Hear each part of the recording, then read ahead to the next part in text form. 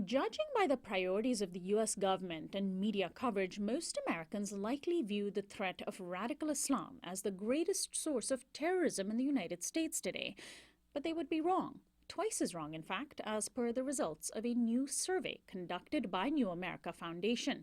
The group tallied attacks by individuals claiming to be jihadists and compared their numbers with attacks by people espousing right-wing extremist and anti-government ideology.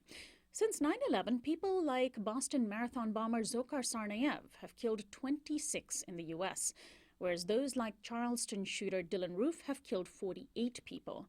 There have been 7 instances of jihadi terror and 19 instances of right-wing terror. Joining me to parse these numbers is David Sterman, Program Associate at New America. He has a master's from Georgetown's Center for Security Studies, and his work focuses on homegrown extremism and the maintenance of New America's data sets on terrorism inside the U.S. Welcome to Uprising, David.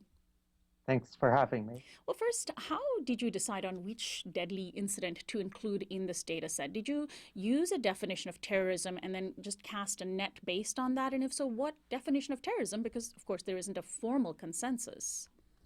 Right. So we track these incidents of extremist violence based on court documents and newspapers. We try to apply a consistent methodology that there has to be some sort of political aspect to the action or the violent incident. We don't include just what seem to be more personal hate crimes or just criminal activity. It has to be deadly for this particular tally. And it either has to have been charged as a crime or possible to charge as a crime, but have resulted in the individual's death before they could have been charged.